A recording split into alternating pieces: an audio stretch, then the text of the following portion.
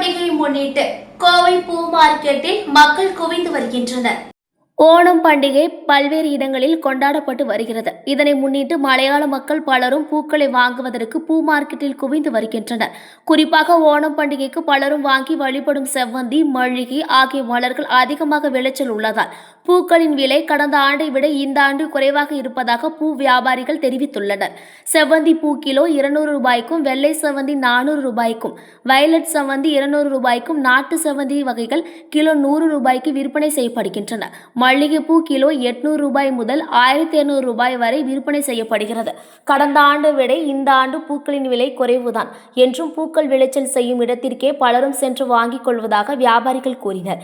கோவையில் இருந்து எர்க்குணாகுளம், திருச்சூர் ஆகிய இடங்களுக்கு மட்டுமே பூக்கள் அனுப்பி வைக்கப்படுவதாக கூறினர். அதே சமயம் பூக்களின் விலை உயர்ந்திருப்பதாகவும், எனவே குறைந்த அளவிலான பூக்களை வாங்கி செல்வதாக பொதுமக்கள் தெரிவித்துள்ளனர்.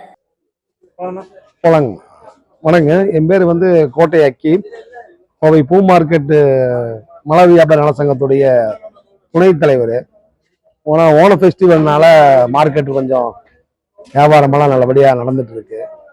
எல்லா பூவும் வருகை பார்த்தீங்கன்னா போன ஆண்டை விட இந்த ஆண்டு ஜாஸ்தி தான் வந்திருக்கு. எல்லா பூவுமே போன வருஷத்தை விட இந்த வருஷம் விலை ஜாஸ்தி தான், விலையிலையும் ஏற்றம் தான்.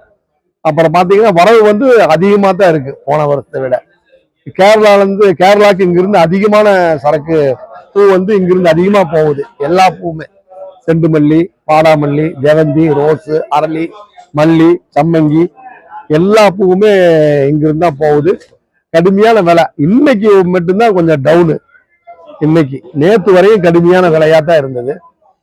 வரத்து பார்த்தீங்கன்னா டன்னு கணக்குல எல்லா பூவுமே கோயம்புத்தூர் மார்க்கெட்ல தான் போயிருக்கு. வரவும் அது மாதிரி போன வருஷத்தை விட இந்த வருஷம் எல்லா பூவுமே வரப்பு அதிகமாக தான் வந்திருக்கு.